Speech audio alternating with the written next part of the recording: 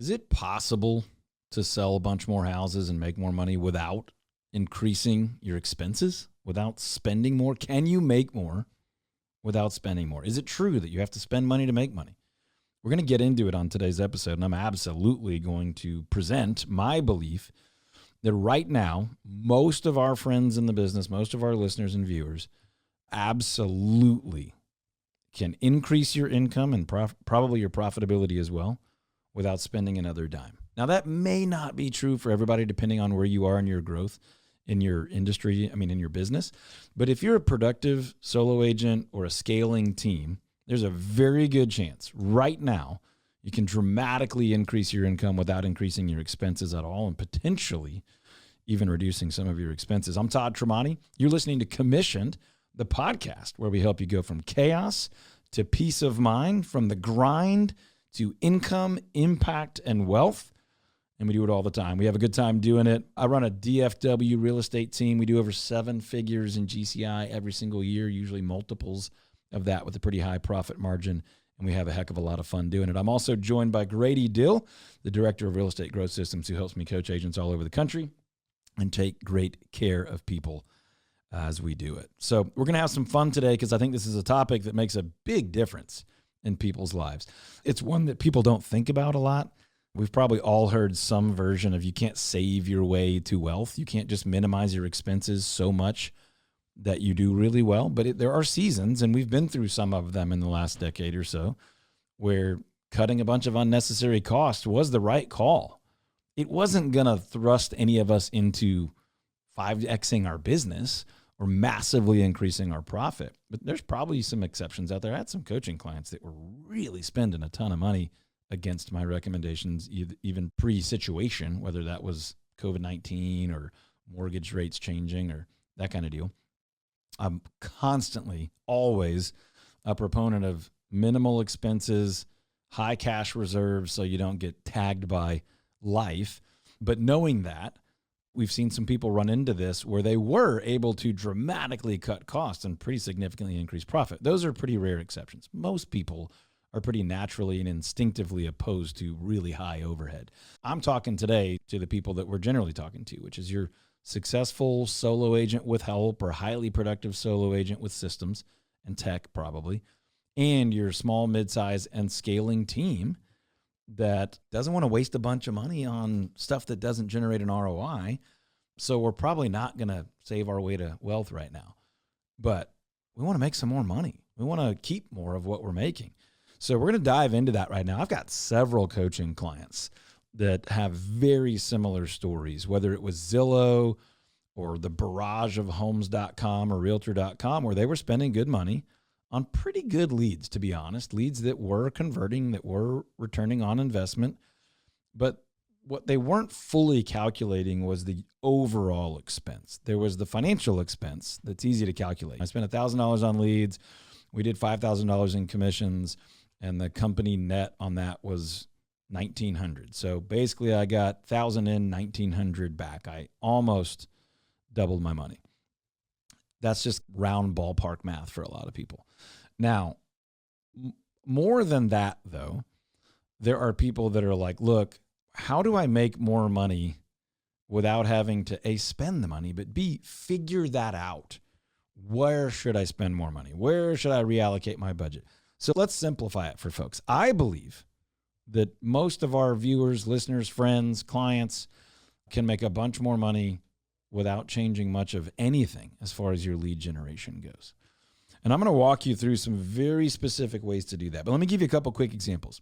I have a client, coaching client, that recently said, you know what? A, I'm not getting a great ROI on these paid leads. And B, I just don't want to follow up on them. I don't want to work them. And so I said, great, you don't have to. He literally said to me, are you sure? I was like, oh, I'm 100% positive. You don't have to do that. Now you're going to have to do something, but you do not have to call strangers who opted in on your website from the internet.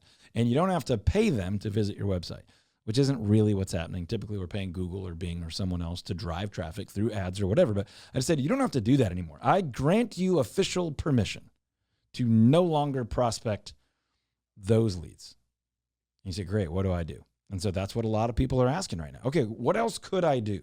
I don't want to buy more leads. I don't want to buy it with my time and energy and hustle and really inefficient effort. Okay, I'm not saying it's inefficient for everybody, but if that's the question, how can I sell more without buying more leads, without spending more marketing dollars? This is going to be annoying to some people, but this is what I told him. I said, hey, how many past clients do you have? He said, a couple hundred. He's in a pretty high-end market. A couple hundred's a lot. I said, great. When's the last time you talked to them? So everybody knows where this conversation is going. He's like, some of them this week. I was like, great. Probably like your top 5 or 6, right? He's like, yeah, like 4 really. Okay, great.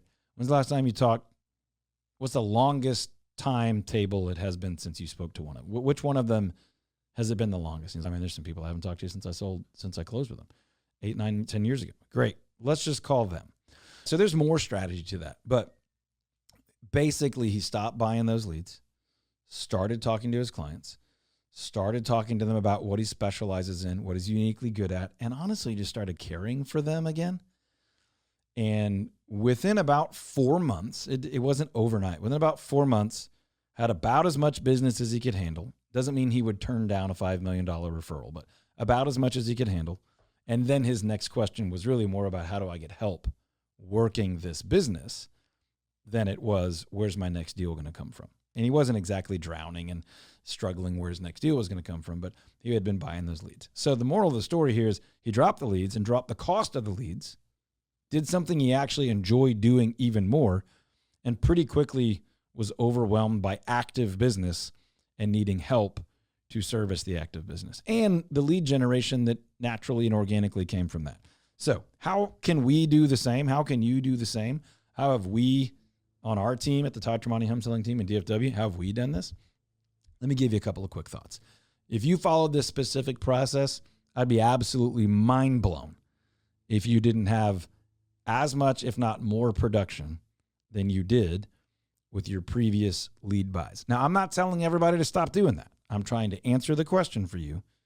Is it possible for you to sell more houses without spending more money? So most of us are going to keep doing what we're already doing. But where's the increase in production going to come from?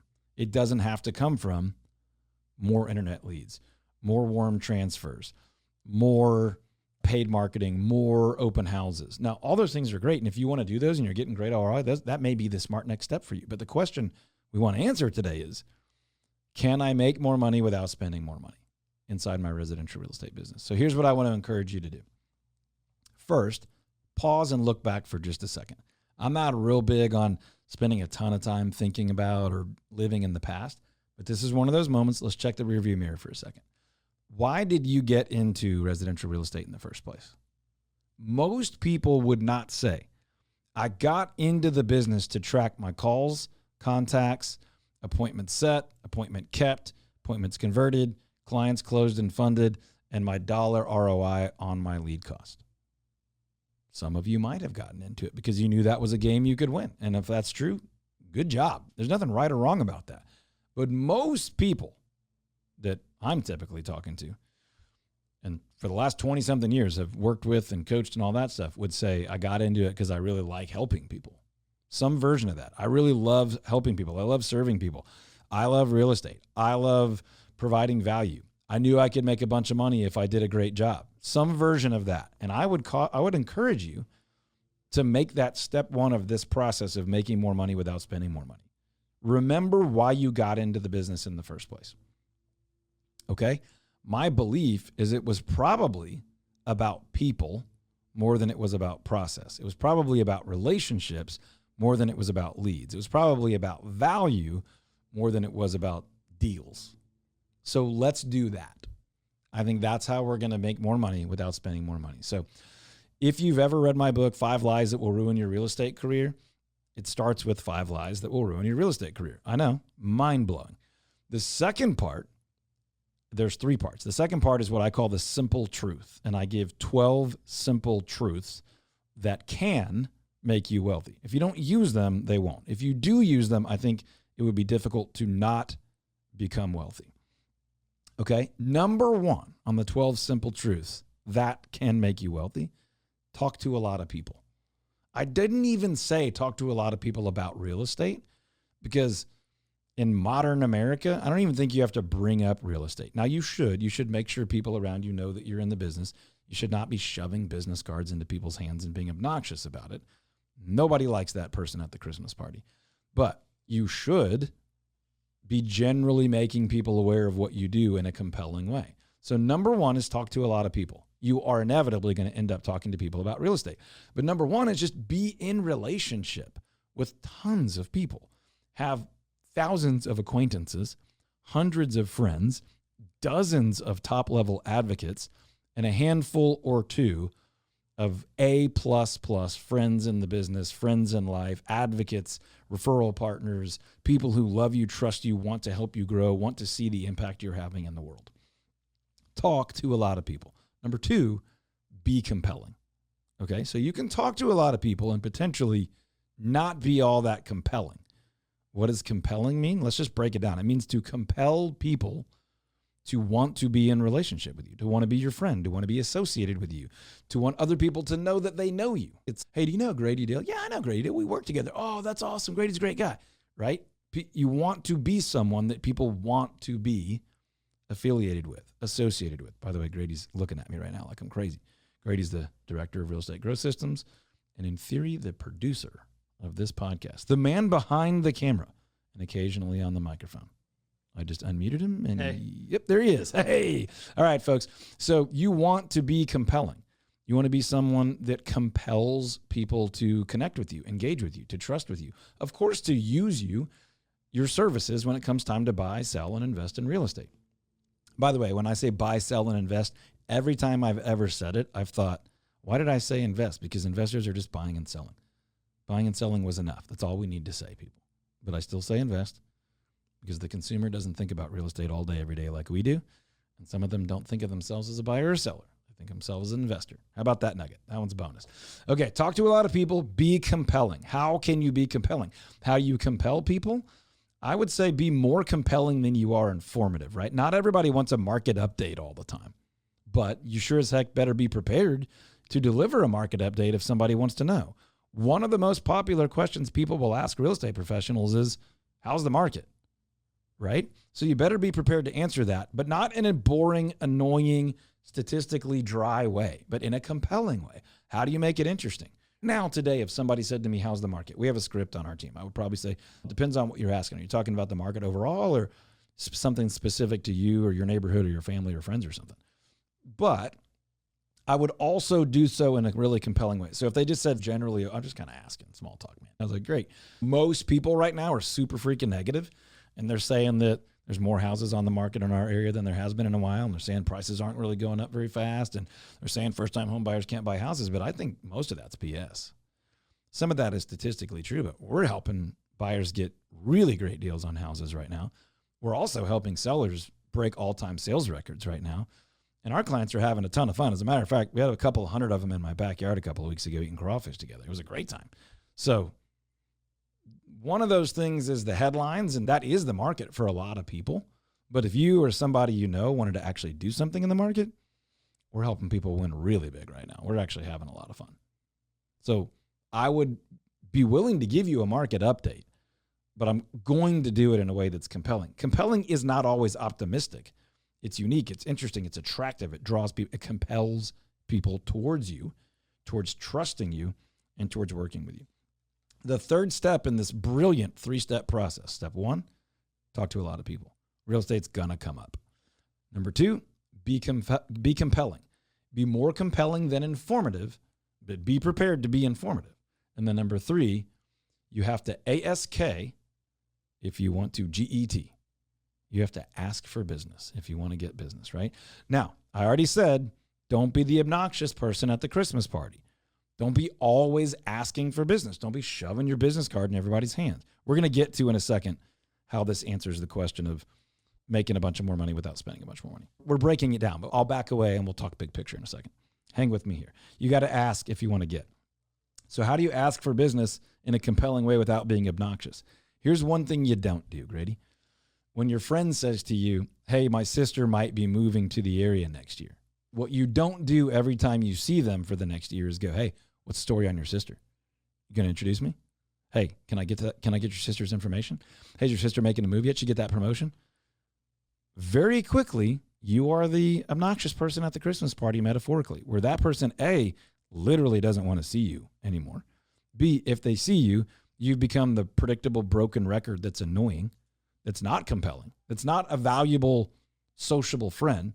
You're just a beggar. You've always got your hand out. Now they do not want to introduce you to their sister because they don't even like you anymore. They don't like being around you anymore. Even the most understanding salesperson is going to be like, dude, take a break. I'll let you know. So don't do that. But one potential compelling way to handle that is like, great. Hey, there is no time too early to get your sister started on some information to make sure that this is the right area for her, that she doesn't waste a bunch of money or get taken advantage of. If you think it's appropriate, and if not, we'll do it later. But if you think it's appropriate, just a quick group text to introduce us, and I could start getting her some information on some different areas. So if something happens fast, she doesn't end up having to make some impulsive, dangerous decision. If it's not time for that, great. I'll be here whenever. But if you think it would be appropriate just to start a conversation, a group text is the best way to do that. Like 8 or 9 times out of 10, that's coming across as very compelling. I'm not needy. I don't have commission breath. I'm not begging. I'm not pushing. I'm not twisting your arm to do me a favor. I am now offering service and value in a really compelling way to make you look good to your sister and really genuinely help your sister. So, number 1, talk to a lot of people. Number 2, be more compelling than informative. Be prepared to be informative. So be compelling and informative. Number 3, you have to ask for the business. So how do you do that? If someone doesn't volunteer to you that their sister's moving to town, is you just make sure every once in a while you let people know. How was your day? Crazy busy. But hey, just so you know, like I'm always busy, but I also always have time for friends and family. So if you or anybody ever needs help buying or selling or just a value or like an opinion or a tax protest or anything, you can always call me. Like I know I come across as really busy, but just know that like I enjoy helping friends and stuff. So if you ever need anything, holler at me. That's a compelling way to be busy instead of just, oh my gosh, slammed today. Look how productive and cool I am. I am realtor number 1. I'm a Diamond Club member. I'm $1 million producer. I'm so awesome. No one freaking cares. You do have to ask for business, but you got to do it in a compelling way. If you don't ask, you're not going to get as much business. There's been a big movement in the last, I think, 15 years that sales is ugly and asking for the business is bad and just being kind and value-oriented is going to work out for you. And it probably will. It'll probably work out for you to be a pretty decent producer. But if you want to kill it, if you want to make great money, build wealth, have massive impact, build a business that other people are compelled and drawn to join, you got to be better than mediocre at this. You got to be willing to ask, and you got to do it in a compelling way. Sometimes it's teeing other people up to ask you to ask them. I know that sounds crazy. How could you tee somebody else up to ask you to ask them for the business? This is one of my favorite approaches. And basically, in principle, this is just making sure that people are pretty regularly aware that you are a productive real estate professional. So one example is I've served in ministry for 30 years. I've never once gone to a ministry event to get real estate business. But I've also almost never served in any ministry for more than a little while without getting real estate business. And part of that is I choose to use my work email address with my signature. Sometimes people will say, hey, can you meet at 3:00 on Thursday for that? And I'd be like, hey, I'm coming from a closing. So yes, but if I'm 5 or 10 minutes late, just know up front I'm on my way and I may not be able to call you. Okay, that was maybe unnecessary to say, but strategic that I didn't ask you for business, but I asked you to ask me to ask you for business indirectly by just reminding you pretty regularly that I am successful and productive and help people buy and sell real estate. Where's the close? I come from a closing up in McKinney. If I want you to know that I actively sell nice homes in McKinney, I'm coming from a closing up in McKinney. It's Austin Ranch area, so 3:00 is going to be tight. I probably will make it, but if not, I'll just be 5 or 10 minutes late. That was not about real estate, but it was a subtle reminder that I sell homes in a nice area and I'm still productive. For me right now, who's not really in an actively productive role, I might just say, hey, I've got an interview with a potential new real estate agent for our team. that should end right before 3. So that's how I would do that. That's just one of 1,000 ways that I can begin the process of asking for business without being like, hey, do you know anybody who's thinking about buying or selling? But guess what? You can afford to do that once every 6 to 8 months-ish with your people. And where I think people really mess this up is they don't ask the people that already know and trust them because they don't want to ruin a friendship. And then they don't ask strangers because they feel like they'll never get so they don't ask anybody. I think you should ask both of those people, but very differently. The people that already know you, like you, and trust you, it's a subtle reminder of what you do and that you do it well and that you can really help people. Occasionally you need to tell them a story that would have been a nightmare or that was just bizarre and interesting, and then talk about the resolution and make the hero of the story your client, not you. And that's really compelling. Now, occasionally you need to just ask. And it's literally like, what's up, Grady? Anybody that's thinking about buying or selling this summer? We had a conversation in the office today, and it's like, we're usually really slammed this time of year. We're pretty busy right now, but we actually have a little time for a couple more people. We'd rather work with friends. Anybody that's thinking about making a move? I just asked, but I didn't say for the 8th time this year, hey, anybody moving? Hey, anybody at work? Who else do you know? Just wove it into some context, made sense. So everything you've said is the language is all relational. Yep. If you want to be compelling, yep, you have to show interest in the relationship. Yep. People can sniff out, like you've said in the last 15 years, the sales personality, sales lingo. But if you're relational, going back to why did you get in this business to start with? If it was to help people, then relationally, you want to get to know people and help people, which then leads to kind of everything we've been talking about of when you talk to people, it's checking on them. Like you're saying with the text or the, hey, we're getting lunch, I'm coming from this. Yep. You can word it in a way that's, look at me up on the high rise. Oh, you could be a total tool about that. Or I've got a really big closing on there. I might not be able to do it. Or it comes across as relationally clarifying of, hey, just transparency. Here's where I'm coming from. I'm coming. Yep. Versus, hey, I'm back to back. I've got closing a $5 million deal I got to come to, so I might show up. But it's, hey, just so you know where I'm coming from. And it's also a soft plug of getting back in front of your people. Yeah, that's the name of the game. I will say this, just as not a disagreement, but a clarification. You also need to ask for business from people you're not yet in relationship with. So sometimes it's I'm on the phone with a lead. They are not going to buy soon. They literally just told me that although they are in every other way a perfect, prototypical, ideal client, they were inbound, but there's a medical diagnosis. And so they're not doing anything until they have that clarity, and they won't have that clarity for 6 months. Okay. I don't know them. Hopefully I've built a little trust and relationship on the phone. But even then I might be like, hey, I totally get it. We've been doing this 20-something years. We'll be here whenever you're ready. There's no pressure on that. You guys take care of your family first. And when you're ready, we'll be here. So just keep checking in with me. I may check in with you guys. But do you know anybody else that may be making a move in the next 6 months? It's always most valuable for me if I'm introduced to someone. I don't have to be on the phone with as many strangers. I can spend more of my time just caring for my clients than having to find new ones. Do you happen to know anybody? And then I do a little NLP brain recognition.